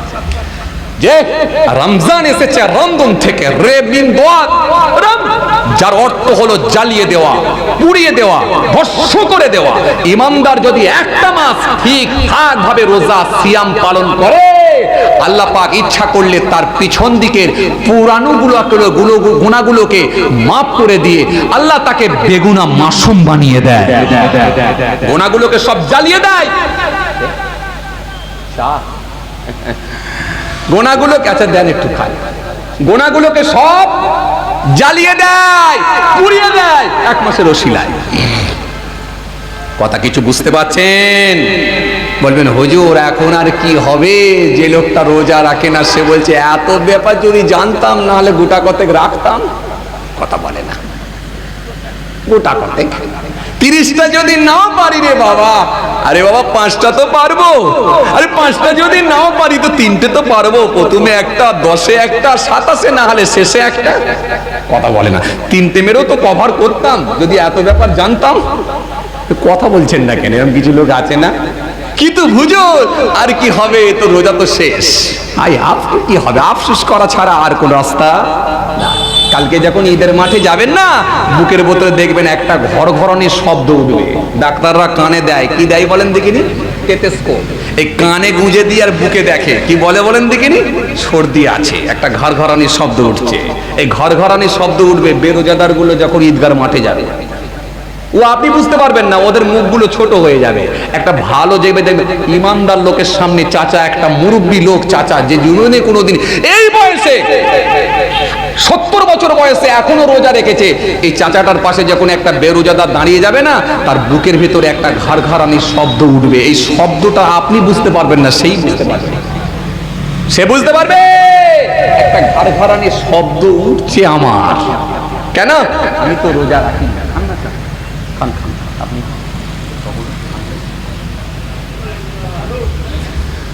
এই কথা কিছু বুঝছেন বাপ? হ্যাঁ, ঘরঘরানি শব্দ উঠবে, একটা দেখবেন কিছু একটা আওয়াজ আসছে, ওই আওয়াজটা বেরোজাদারদের উঠবে। আর যারা ঈদ করতে যাবে রোজাদার লোক, এদের ভিতরে বিরাট আনন্দ। এক মাস রোজা রাখার পর আজকে আল্লাহ আনন্দের দিন করেছে, খুশির দিন করেছে, বুকে বুকে আলিঙ্গন করবেন, খুশবু মাখবেন। আর ওরা খুশবু মেখে চোখে আপনার কি বলে সুরমা লাগিয়ে দিয়ে, মাথায় পাগড়ি মেরে দিয়ে যতই ফাঁস কাতারে যাক, কিন্তু ঘরঘরানি শব্দ কিন্তু যাবে না। ওই শব্দ একটা হবে, ওই শব্দটা সেই পাবে, অন্যজন পাবে না। কথা কিছু বুঝতে পারছেন? যে ভাইরা আমার, বন্ধুরা আমার, সাথী মহাব্বতের ভাইরা, চলুন শুরু করেছিলাম কোথা থেকে? শাহরু রমাদান আল্লাযী উনজিলা ফীহিল কুরআন হুদাল লিন-নাস ওয়া বাইয়িনাতিন মিনাল হুদা ওয়াল ফুরকান ফামান শাহিদা মিনকুমুশ শাহরা ফালিয়াসুম ওয়া মান কানা মারিদান আও আলা সাফারিন ফাইদ্দাতুম মিন আইয়ামিন উখর। আল্লাহ বলে কষ্ট আমি দেব না, ও বান্দা কষ্ট আমি দেব। ওয়া মান কানা মারিদান, যদি তোমাদের ভেতরে কেউ অসুস্থ হয়ে যায়, হসপিটালের বেডে পড়ে আছে, সেলাইন চলছে, অক্সিজেন চলছে, হসপিটালের বেডে পড়ে আছে, তার নাকে মুখে কভার লাগানো আছে, হসপিটালের বেডে আছে, ঘন ঘন ইনজেকশন চলছে, তার জন্য সেলাইনের ব্যবস্থা করা হয়েছে। আমি আল্লাহ বলছি অসুস্থ ব্যক্তির জন্য রোজা লাগবে না। আমার মালিক সহজ করে দিলেন, না বান্দা তুই রাখতে পারবি না আমি জানি, চল বান্দা ঘাবড়াবি না, যা তোর জন্য আমি ছাড়লাম, গচ্চাটা দিতে হবে না, গচ্চাটা দিতে হবে না, সুস্থ হ, যে কটা ছেড়েছিস ও কটাই রাখবি, গচ্চাটা দিতে হবে না। কেন? ওই যে একটার বদলে 7টা রাখা, এই গচ্চাটা তোকে দিতে হবে না। চল বান্দা, আমি তো জানি তুই অসুস্থ, হসপিটালে ছিলিস বান্দা, রাখতে পারিসনি, তুই বড় মাজুর হয়ে গেছিস বান্দা, রাখতে পারিসনি, তুই লিকুইড খাবার খাচ্ছিস, মাঝে মাঝে জ্ঞান চলে যাচ্ছে, চ তোর জন্য রাখতে হবে না, যদি পরে সুস্থ হয়ে উঠিস যে কটা ছেড়েছিস ও কটা রাখবি, না পারলে ফিদিয়া দিবি, মিসকিন খাইয়ে দিবি, তাও আমি আল্লাহ তোর রোজাকে কবুল করে নেব। তাহলে আপনি ভাবছেন কি আপনার উপর আল্লাহ জুলুম করেছে? না না, আপনার জন্য সব ব্যবস্থা আল্লাহ করে দিয়েছেন, কমপ্লিট ইসলাম, কমপ্লিট জীবন ব্যবস্থা ইসলাম করে দিয়েছে, কমপ্লিট। কে বলেছে আপনার জন্য কঠিন করেছে? কঠিন না। রাখতে পারিস নি বান্দা, টেনশন নাই, লিকুইড খাবার খাচ্ছিস, চ মাঝে মাঝে জ্ঞান চলে যাচ্ছে, সেন্স হারিয়ে ফেলছিস, চ সুস্থ হয়ে যখন উঠবি পারলে রাখবি, আর যদি এই অবস্থায় মারা যায় ফিদিয়া দিয়ে দিবি, মিসকিন খাইয়ে দিবি, আমি আল্লাহ রোজাকে কবুল করে নেব। তুই 60টা মিসকিনকে খাইয়ে দিবি একদিন করে, পেট ভরে খাইয়ে দিবি, আর না পারলে এই কি বলে 30টা মিসকিনকে খাইয়ে দিবি বান্দা, একদিন করে খাইয়ে দিবি, 30 দিনে 30টা, না পারলে যদি মনে আওকাত ভালো তো একদিনে 30টা খাইয়ে দিবি, ফিদিয়া দিবি, আমি আল্লাহ তোর রোজাকে কবুল করে নেব। কত সহজ, সহজ করে দিয়েছেন। আর যদি বলিস 33 বছরের ছেলে পেটে গ্যাস হচ্ছে বলে গুটকা মারিস, তাহলে অবস্থা, কথা কয় না, কথা বলে না। 33 বছরের ছেলে পেটে গ্যাস হচ্ছে নাটক করে যদি গুটকা মারিস, তাহলে কিন্তু অবস্থা অবস্থা খারাপ করে দেবো। ফেরেশতা এমন মারবে, মারের কোনো হাফ টাইমও দেবে না, এমন মারবে ফেরেশতা হাফ টাইম পর্যন্ত দেবে না, তোকে আমি ছাড়ব। আর যদি বলিস তরতাজা চাচা, তরতাজা চাচা, 45 বছর বয়স, দাড়িগুলো সব তলব করার কারণেতে সাদা হয়ে গেছে, চাচা একবারে তরতাজা বাঘের মতো চেহারা আছে, চাচা বেশ রোজা রেখে যাচ্ছিল, কিন্তু 11 রোজার দিনে তাপমাত্রা বেড়ে গেল, চাচার ওই দিনটাই গন্ডগোল হয়ে গেল। ঘরে ফ্রিজের ওপরে যে কটা ট্যাবলেট ছিল সব কটাকে পকেটে ঢুকালো, বেলা 11টার সময় উপরের দিকে তাকিয়ে বলছে তাপমাত্রা বেড়ে গেছে বলো।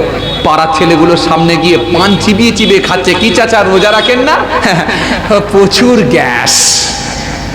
তাহলে কিন্তু ছাড়বো না, তাহলে ছাড়বো না, তাহলে কিন্তু মনে রাখেন ক্ষতিপূরণ তোমার সঙ্গে আমি নেবো, 60টা রোজা রাখতে হবে, একটা ছাড়লে। তাহলে রোজা কত গুরুত্বপূর্ণ বুঝতে পারছেন তো? বুঝতে পারছেন তো? ও ভালো করে বুঝবেন। চলেন, ওয়ামান কানা মারিদান আওয়ালা সাফারিহি, অথবা যদি তোমাদের কেউ সফরে চলে যাও, আমি আল্লাহ বলছি তাও রোজা রাখতে হবে না। সফর, এই যে তখন আমি বলতে বলতে এলাম না যে মুসাফির যদি মুকিম হয়ে যায় রোজা রাখতে হবে, এর আমি পরে আপনাদেরকে বিস্তারিত বুঝিয়ে দেবো, বলতে বলতে ছেড়েছিলাম না, চলুন এবার একটু বুঝে যান। ওয়ামান কানা মারিদান আওয়ালা সাফারিহি, যদি কেউ অসুস্থ হয়ে যায়, আওয়ালা সাফারিহি, অথবা সফরে যায়, ফিরে এসে গণনা করে যে কটা ছেড়েছে সে কটা রোজা রেখে নেবে, একটার বদলে তাকে দুটো রাখতে হবে না।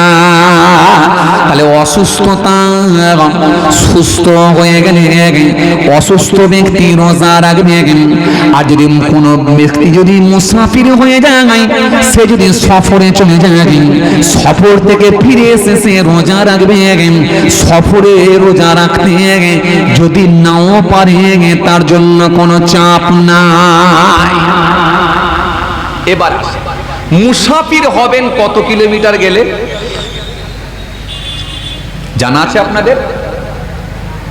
কথা কয় না, এই কথা বলছেন না কেন? আলহামদুলিল্লাহ, এত মানুষ কথা বলে, অনেক জাননেওয়ালা ব্যক্তিরাও তো এখানে আছেন, আল্লাহর শুকর। এটা জেনে রাখেন, দূরে মেয়ের বাড়ি থাকলে আপনার কাজ হবে রোজার মাসে। কথা বলে না, কথা বলছেন না কেন?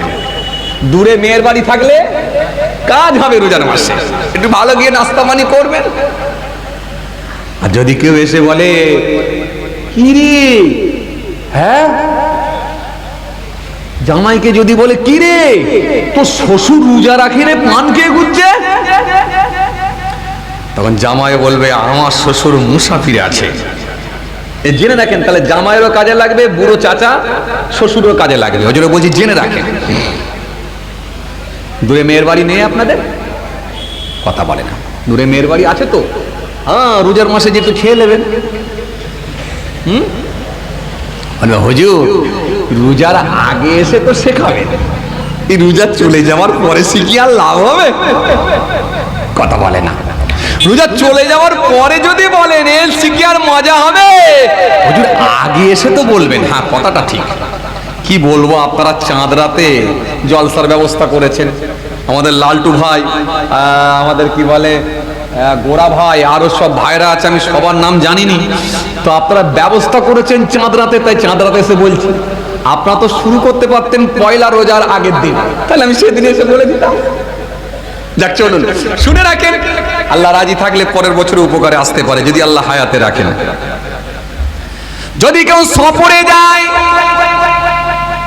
কত কিলোমিটার গেলে আপনি মুসাফির হবে, এটা আপনাকে জেনে রাখতে হবে।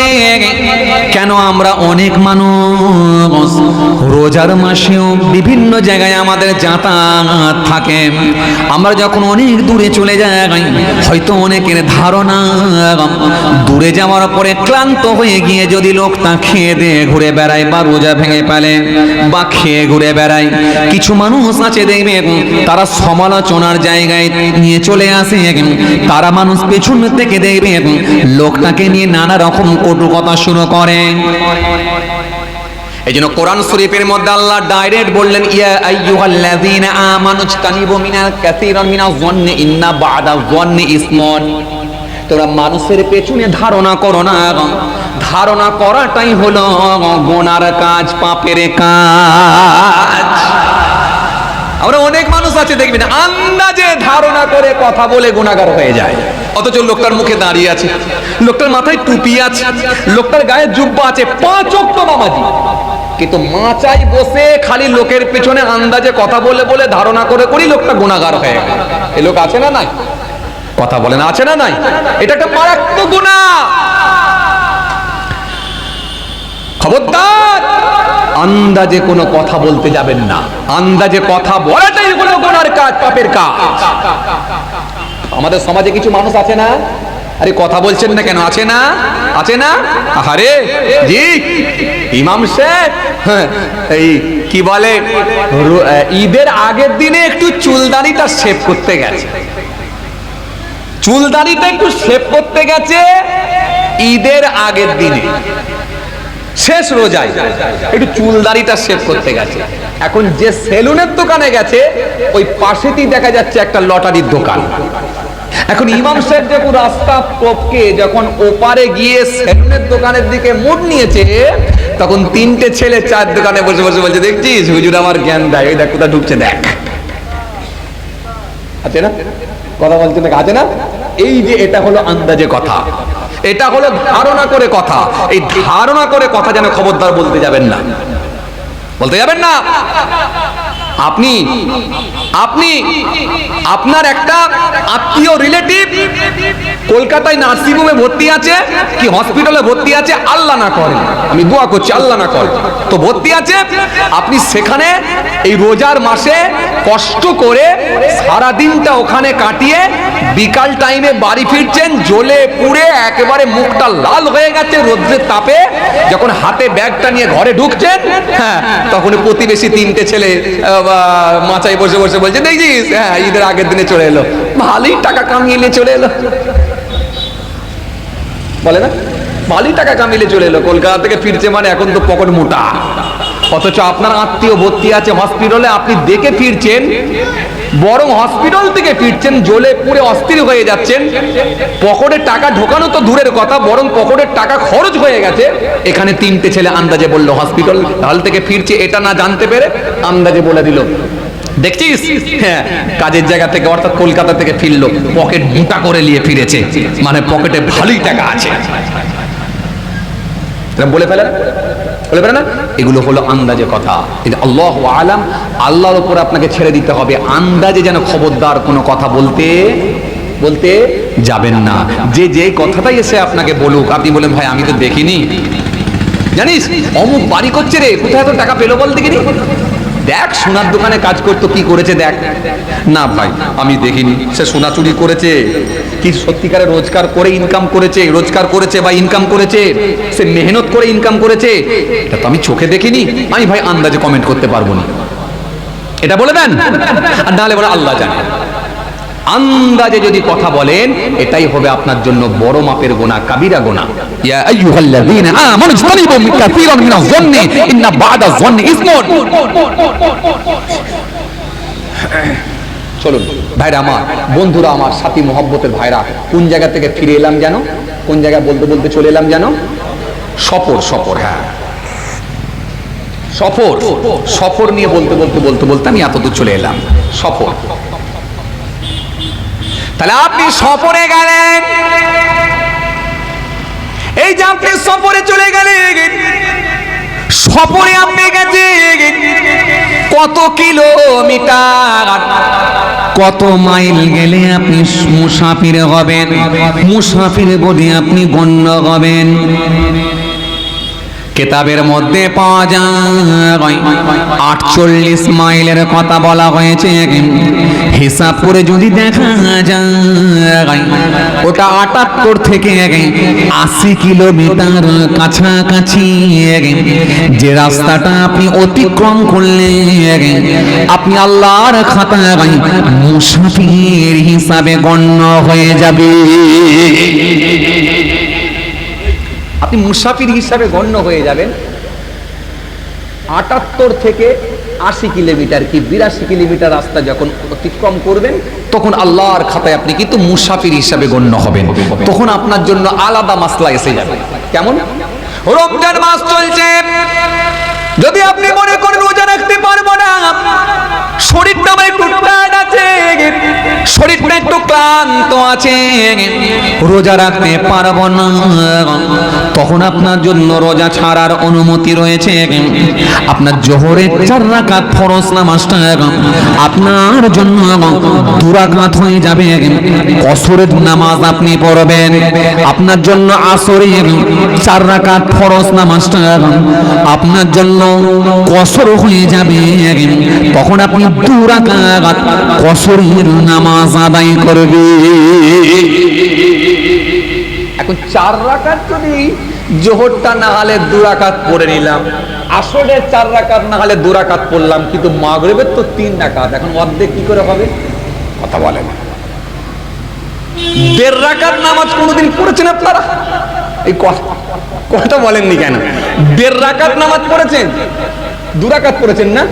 কথা বলেন। 2 রাকাত পড়েননি? 2 রাকাত পড়েন, কিন্তু 1.5 রাকাত না। তাহলে অর্ধেক যদি এখানে পড়তে হয় তার মানে 1.5 রাকাত। এই 1.5 রাকাত নামাজ পড়ার সিস্টেম ইসলামে নাই। এইজন্য মাগরিবের নামাজ কসর হয় না, মাগরিবের 3 রাকাতই ফরজ নামাজ আদায় করতে হয়। আবার এশার 4 রাকাত ফরজটা 2 রাকাত কসর হয়ে যায়, কিন্তু ফজরের 2 রাকাত ফরজটা 2 রাকাতই রয়ে যায়। এইজন্য আল্লাহ আপনার জন্য নামাজ পড়ার সিস্টেম আলাদা করে দিলেন, রোজাও আল্লাহ আপনার জন্য ছেড়ে দিলেন। সুতাই নয়, বান্দা আমার ক্লান্ত আছে, সফরে এসেছে, রৌদ্রের তাপ, বিছানায় একটু শুয়ে পড়েছে, যদি বান্দা জামাতে নাও যেতে পারে জামাত তার জন্য ছাড় আছে। যদি বান্দা রোজা রেখে যদি বান্দা না রাখতে পারে রোজাও ছাড় আছে।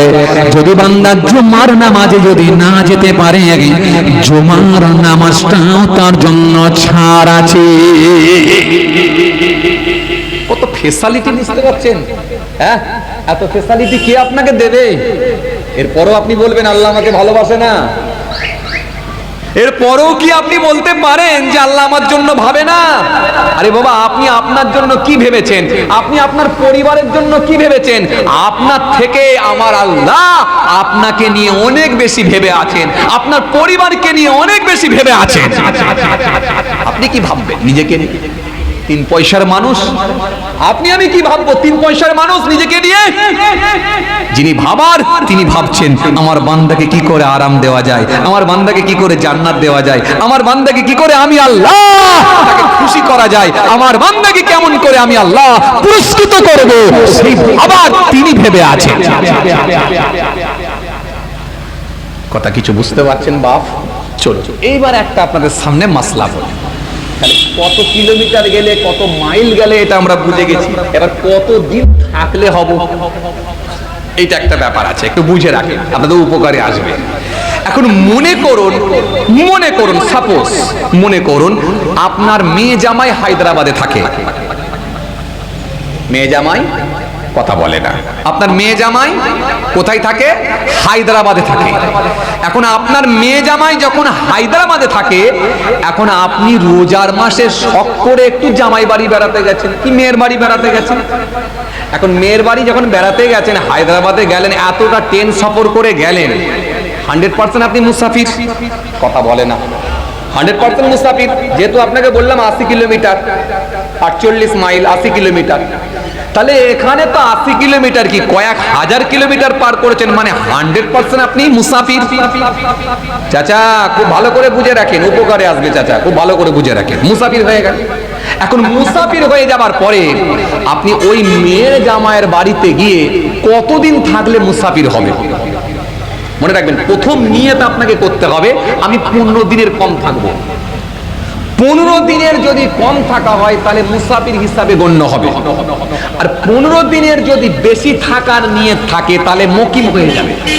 কেন? আপনি গেছেন বেড়াতে, খুব ভালো করে বুঝবেন, আপনি যাচ্ছেন বেড়াতে, কাজের জায়গায় নয়। কিন্তু আর একটা কর্মচারী যাচ্ছে কাজের জায়গায়, সে এখন যাচ্ছে, ফিরবে না, 1 বছর পরে ফিরবে কি 6 মাস পরে ফিরবে, কারণ তার নিয়ত আছে। কি নিয়ত? এই যে ব্যাগটা নিয়েছে না, বিরাট বড় ব্যাগ নিয়েছে, কেন? এতে জামা কাপড় এটা সেটা করে তার লাগেজটা অনেক বড়, সে জানে আমার 1 বছরের সফর, এই 1 বছরের মতোই মেটেরিয়ালস নিয়ে গেছে, মালপত্র নিয়ে গেছে। তাহলে এই যে 1 বছরের নিয়ত করে যখন গেল, সেই ছেলেটা কিন্তু আর মুসাফির হিসাবে থাকবে না, সে মুকিম বলে গণ্য হবে। তার কোনো ফেসালিটি চলবে না। সে গিয়ে জোহরের 4 রাকাতই পড়বে, আসরের 4 রাকাতই ফরজ পড়ে নেবে, মাগরিবের ওইভাবেই পড়বে, এশার ওইভাবেই পড়বে, জুম্মাও পড়বে, রোজাও রাখবে, পুরোটাই তার জন্য কিন্তু হুকুম একইভাবে বর্তাবে। কিন্তু আপনি গেছেন 15 দিনের কম থাকবো, 10 দিন থাকবো কি 12 দিন থাকবো, রিটার্ন চলে আসবো। খুব ভালো করে শোনেন, খুব ভালো করে শোনেন, 10 দিন থাকবো, 12 দিন থাকবো, রিটার্ন চলে আসবো। এই যে নিয়ত করে আপনি গেলেন, এই যে নিয়ত করে আপনি গেছেন, তাহলে আপনার থাকাটা কিন্তু আলাদা হবে। আপনি এই যে 12 দিন বা 14 দিন থাকার নিয়ত করে গেছেন, তাহলে আপনি কিন্তু মুসাফির হিসাবে গণ্য হবেন। এইবার একটা মাসলা শোনেন, 14 দিন পরে যখন আপনি ফিরে আসার প্রস্তুতি নিচ্ছেন, রিটার্ন আসার প্রস্তুতি নিচ্ছে, হঠাৎ করে দেখা যায় আপনার নাতি আর নাতনিটা ছুটে এসে বলল, না না অনেক দিন পরে এসেছ, আর 3টে দিন থাকো। এখন জোর করে যদি আপনাকে চাপ দেয়, না না আর 3টে দিন থাকো, আপনি নাতিদের কথা ফেলে আসবেন না নাতিদের কথা রেখে আরো 3 দিন থাকবেন? 3 থাকবেন। এখন 3 দিন যদি থেকে যান, তাহলে 14 আর 3 কথা বলে না 17। এই 17 দিন যখন হয়ে গেল, তাহলে এবারে আপনি কি করবেন? এবারে একটা প্রশ্ন, কেন 14 দিন 15 দিন থাকার কম নিয়ত ছিল, মুসাফির হিসাবে ছিলাম, কিন্তু হঠাৎ যখন 3 দিন বেড়ে গেল, এখন আমি কি হব? এই হঠাৎ যদি বেড়ে যায় এটা আপনি মুসাফির বলি গণ্য হবে, কারণ এটা আপনার ইচ্ছাকৃত ভাবে নয়, এটা অনিচ্ছাকৃত ভাবে সময়টা একটু বেড়ে গেছে, এটাও কিন্তু মুসাফির হিসাবে গণ্য থাকবে। এখন 17 দিন পরে আপনার মেয়ে এসে আবদার করে বলল, আব্বা আর মাত্র 8টা দিন থাকো, আব্বা এখানে 3 দিন আর ওখানে 5 দিন, 8 দিন থাকো। তোমার জামাই বলছে আব্বা যখন এসেছে তাহলে ছোট মেয়েটার একটু কান বিদনি অনুষ্ঠানটা করে নি, বন্ধুদেরকে দাওয়াত করবে, ছাদের উপরে একটা প্যান্ডেল করবে, আব্বার 8টা দিন থাকো আর 8টা দিন থাকো আব্বা, আব্বার 8টা দিন থাকো। এখন মেয়ে এসে যদি চাপাচাপি করে, মেয়ে এসে যদি ধরাধরি করে, এখন আপনি কি করবেন? কথা বলে না, মেয়ের কথা রাখবেন তো। তাহলে 17 ছিল, 8 দিন মানে কদিন হলো? 25 দিন। এই যে আবার 8 দিন বেড়ে গেল, এটাও কিন্তু মুসাফির হিসাবে গণ্য হয়ে যাবে। এজন্য আল্লাহ বললেন তোমাকে আমি মুসাফির করেছি, যদি এভাবে আপনার হঠাৎ হঠাৎ ডেট যদি বেড়ে যায়, যতদিনই পারুক না কেন আপনি মুসাফির হিসাবে গণ্য হবে, কেন আগে থেকে আপনার নিয়ত ছিল না বলে। এই জন্য নিয়তের কত গুরুত্ব দেওয়া হয়েছে বুঝতে পারছেন? এদিন একটা হাদিস এসেছে কিয়ামতের ময়দানে আল্লাহ পাক নিয়তের উপরে বিচার করবেন, একটা হাদিস এসেছে। এজন্য একটা হাদিস এসেছে, রাসূল সাল্লাল্লাহু আলাইহি ওয়াসাল্লাম বলছেন ইয়া আইয়ুহাল্লাযীনা, নবী সাল্লাল্লাহু আলাইহি ওয়াসাল্লাম বলছেন আইয়ুন নাসি আকরামু, ক্বালা আকরামুহুম ইনদাল্লাহি আতকাকুম। নবীকে জিজ্ঞাসা করা হলো হুজুর সম্মানীয় ব্যক্তি কে? ক্বালা আকরামুহুম ইনদাল্লাহি আতকাকুম, সেই ব্যক্তিটাই সম্মানীয় ব্যক্তি যে লোকটা সবথেকে বেশি আল্লাহর কাছে পরহেজগার হয়ে গেছে।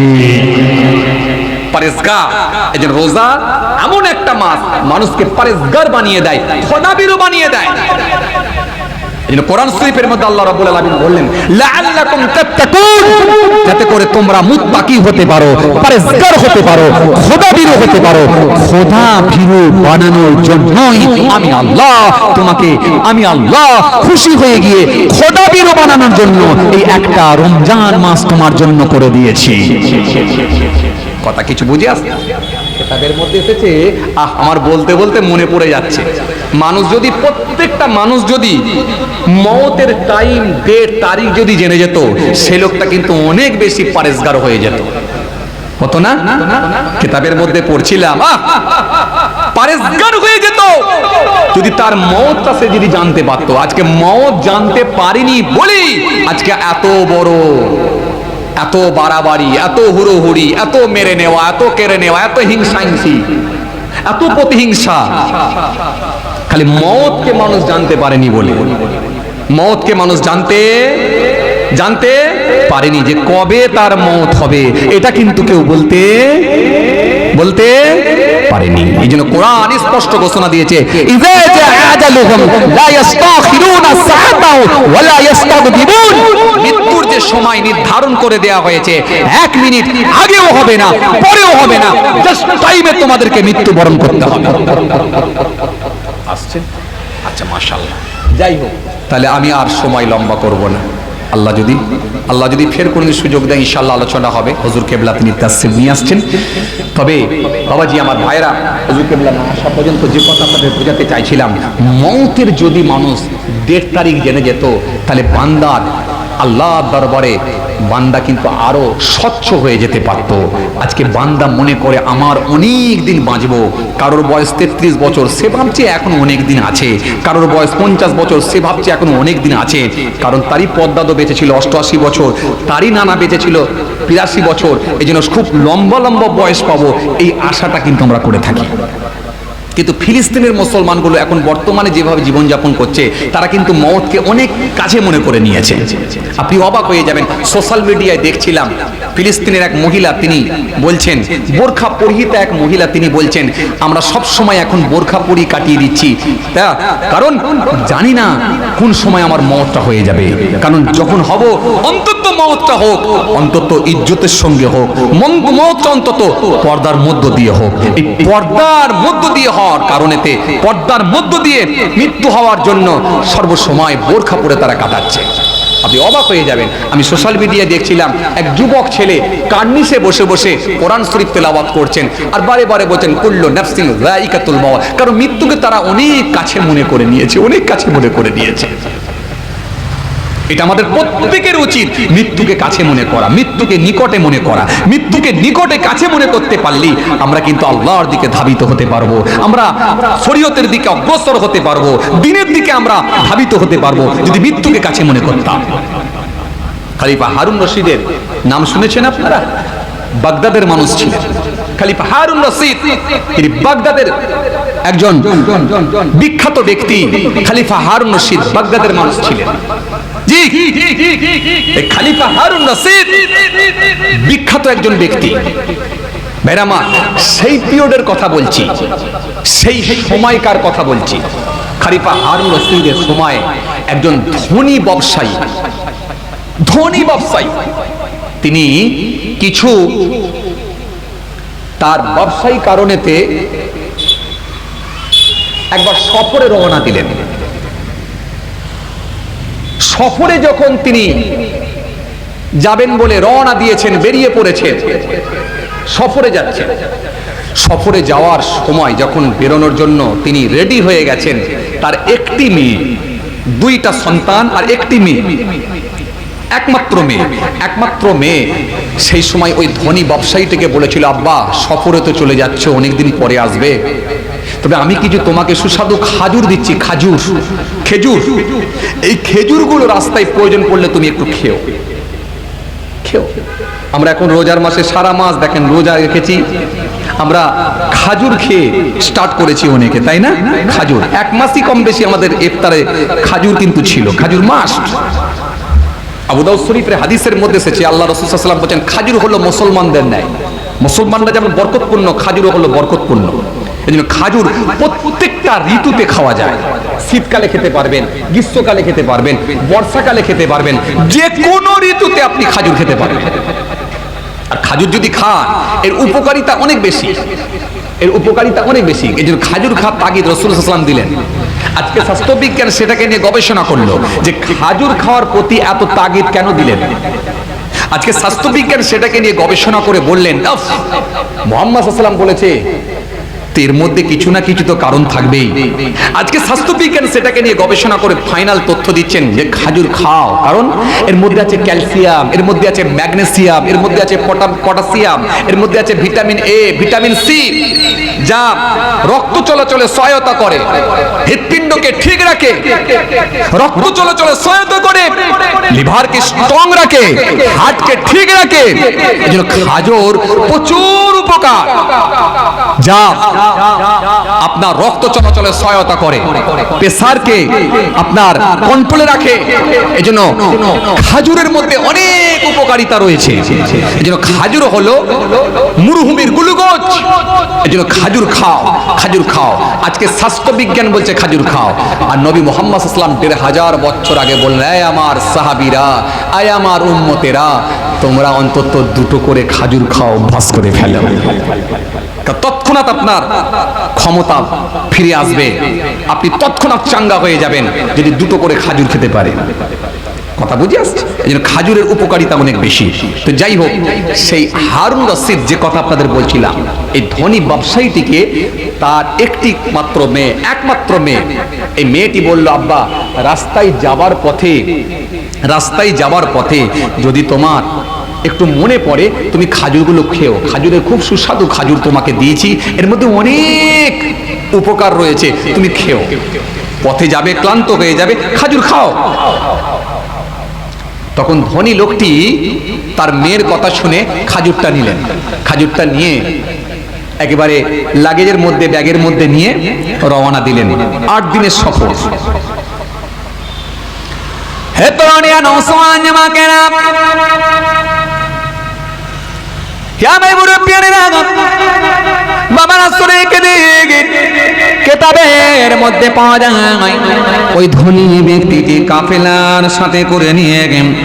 ধনী ব্যক্তিটি 8 দিনের সফরে তিনি রওনা দিয়ে দিয়েছে। একটা কাফেলার সঙ্গে 8 দিনের সফরে রওনা দিয়ে দিলেন ধনী ব্যক্তিটি।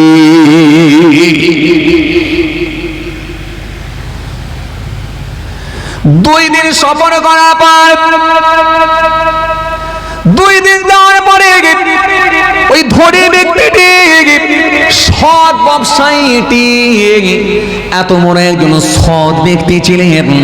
প্রতিবেশী মানুষগুলো বলে এই মানুষটাকে জীবনে কোনোদিন ফজরের নামাজ মিস করতে আমরা দেখি না। এই মানুষটি একজন ব্যবসায়ী লোক হতে পারে, কিন্তু মস্ত বড় একজন ধার্মিক, মস্ত বড় একজন আল্লাহওয়ালা ধনী লোক, কিন্তু মস্ত বড় আল্লাহওয়ালা লোক। এই আল্লাহওয়ালা লোকটা খাজুর খাবেন বলে কূপের সামনে গিয়ে বসে বসে খাজুর খেতে শুরু করেছেন। হুজুর এসে গেছেন নাকি? মাশাআল্লাহ।